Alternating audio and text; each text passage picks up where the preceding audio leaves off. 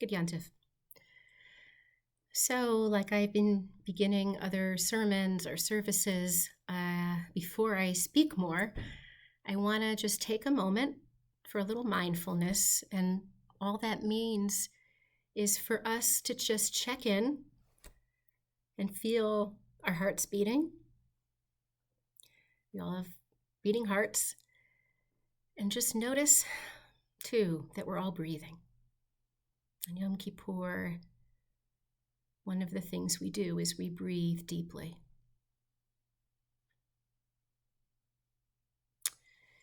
So wherever you are physically, really we're all connected, we're all together in this holy time.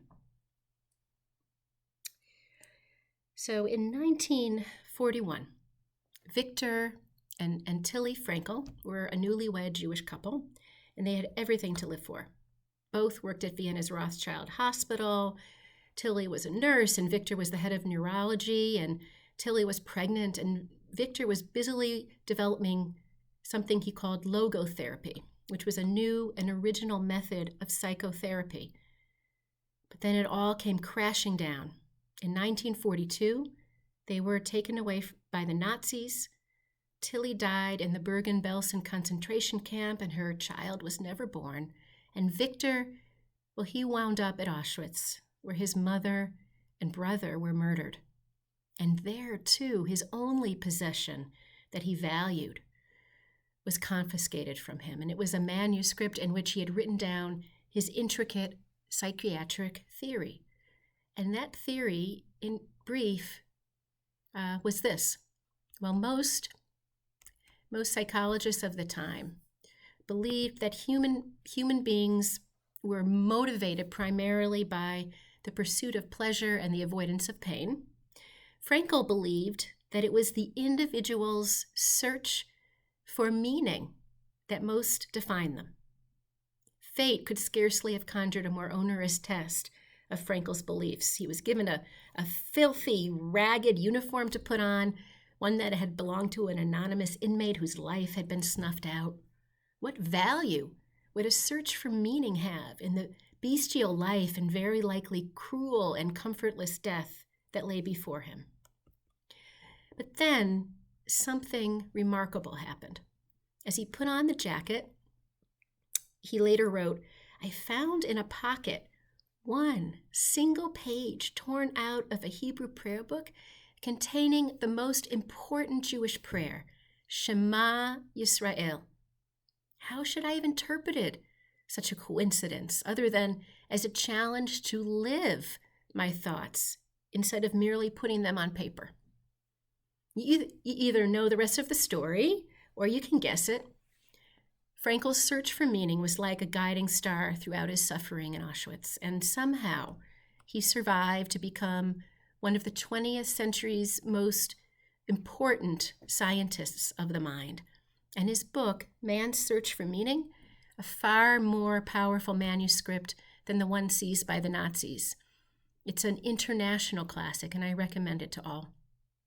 And I share Frankel's story with you because while we sit here today in circumstances that are utterly luxurious compared to those he endured, we know nonetheless that we live in dire times.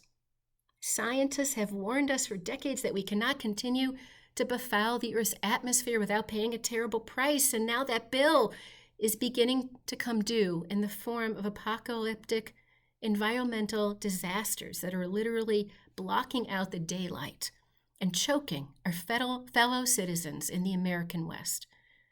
Our country's vaunted democracy that once set a historic example for countries around the world now appears to be on life support. Our electorate is unable to agree on what the word fact means, let alone what matters most. No wonder the legitimacy of the approaching election is in doubt even before a single vote is cast or counted.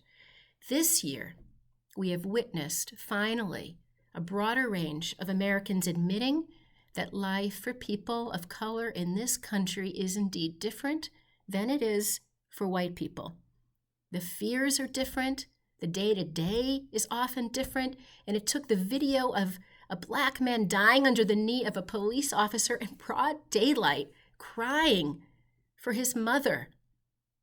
And then another death, and then another, to wake us up to the fact that America is, in many ways, a different place for people of color than it is for white people. And this is something we will have the chance to explore after the holidays, hearing from Jews of color and other things that we can be doing as a community.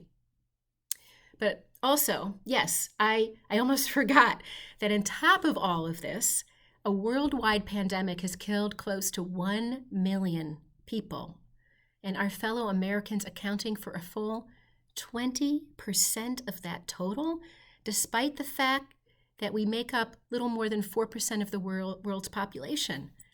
So in times like these, what is the meaning? What is the search for meaning? Well, for some of us, it might be finding a reason to get out of bed in the morning. For others, it might be thanking medical workers or making masks or helping a friend or guiding our children or grandchildren as they navigate these scary times. And for others, it might be volunteering or simply their jobs. For others, it is an age-old Jewish insistence on the pursuit of justice, a calling that could scarcely be better exemplified than it was by the life of Justice Ruth Bader Ginsburg, a woman of valor, mourned by Jews and really people the world over. Her motto was fight for the things you care about and do it in a way that makes others want to join you. That was the meaning in Ruth Bader Ginsburg's life.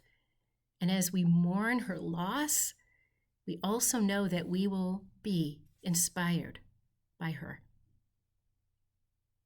So what about you? What is your guiding star? I want to share a midrash, a rabbinic legend about our father Abraham as he searched for meaning in his time. In the Torah, we meet Abraham when he's 75 years old, and we know nothing about him. Why was he chosen? Why did God tell him to leave his home, everything that was familiar, and go forth to a strange land? And the midrash tells a parable of a traveler who was walking from one place to another when he saw a birah doleket, a palace consumed in flames. He stopped and he asked, how can it be that the palace burns with no one taking care of it? Who is the manhig? Who is the caretaker responsible for this place? And at that moment, the owner of the place poked his head out and responded, I am the owner of this place. So too the midrash adds, Abraham looked out and saw that the world was on fire, and he wondered, how can it be that the world burns without someone trying to save it? Who is the caretaker responsible for the world? And at that moment, God responded, I am the owner of this place. So here's a person who's already searching for meaning. How do we know? Because he stops what he's doing. He looks up. He sees a palace on fire. But it's not his problem, right? I mean, he could just keep walking, but he doesn't do that. He stops, he looks, he asks. And the bedrock of this ancient legend is the moral assumption that someone must be responsible. And I just love the question is who's the caretaker? And the answer is, I'm the owner, meaning you who noticed that my palace is on fire, you are now the caretaker. So how do we know that this is really what the parable is teaching? Well, this rabbinic commentary is supposed to teach us the reason that God told Abraham to go forth from his home to a strange land and become a nation. Abraham looked at the world differently. He saw beneath the surface. He connected the dots to see the interconnectedness of the world and the fire. And this is the Jewish origin story. The world is burning. Abraham asked God, what are you doing about it? And God asked Abraham, what are you doing about it? So what does it mean then to be descendants of Abraham? It means that our spiritual inheritance is to not walk by the fire, but to stop, look, and ask questions. It means challenging the status quo. It means becoming partners with God to do something about it and not giving up or thinking that someone else will take care of it. There have always been palace fires. Our most ancient spiritual calling is to see them and to do something. This is the great Jewish legacy, woven through biblical and rabbinic stories over 4,000 years, urging us towards lives of courage, conviction, and meaning. But meaning can also come from another kind of awareness. In the Midrash, the burning palace is called a bira doleket, which can have another meaning. It can be read not as a palace on fire, but as a palace illuminated, like Shabbat candles are illuminated. If read this way, what does the story teach us? The traveler was on his way when he noticed a magnificent palace radiating divine light, and he gazed at it and he said, "How can it be that such beauty exists in the world? Who's responsible for this place?" And just then the owner appeared and said, "Thank you for really seeing my creation. Come, let's work together to care for this place." Who then is Abraham? Well, when others are too busy or too distracted to notice, he's the one who stops in awe and in wonder. He sees the world as a magnificent palace illuminated by divine light. He learns that our role is to be caretakers, not owners of the world. It's very different. So we have two readings of the same text. Is it a fire? Is it illumination? Well, it's both. Because to be a Jew means to hold the fire and the beauty at the same time, the need to act for justice and the need to cultivate radical amazement and gratitude, to question, to learn, to care, to breathe, because breath connects us to all life. On this holiest of days, may you take a deep breath and feel your heart beating. May you prepare yourself, and may our community prepare for a new normal.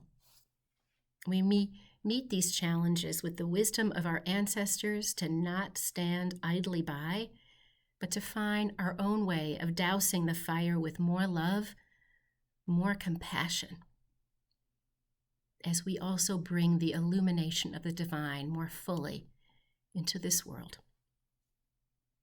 May you and your families be sealed for a good and meaningful life. Gemar Hatima Tova. So before we continue, I want to do one last thing. In the liturgy, we do a lot of this. And I know I've talked about it as not a pounding on our heart, but more of a knock, knock, trying to help our hearts open more. And we go through all the sins or the mistakes of people in general, and we find ourselves in them. I want to share another way of doing this. And you received in your packet from the Sisterhood something about the good things that we've done. If you have that, you can go grab it, or you can just recite after me as I say these things. We have grown, right? Can open our hearts. We have spoken positively. We have raised up. We have shown compassion. We have acted enthusiastically. We have been empathic. We have cultivated truth. We have given good advice. We have respected. We have learned. We have been creative. We have stirred. We have been spiritual activists. We have been just. We have longed for Israel. We have been merciful. We have given full effort. We have supported. We have contributed. We have repaired. May these prayers and all that we are doing on this holiest of days open your heart, open our hearts, and we continue forward. We turn now to Musaf service, and the cantor will be beginning with Hineni, which in your prayer book is on page 312.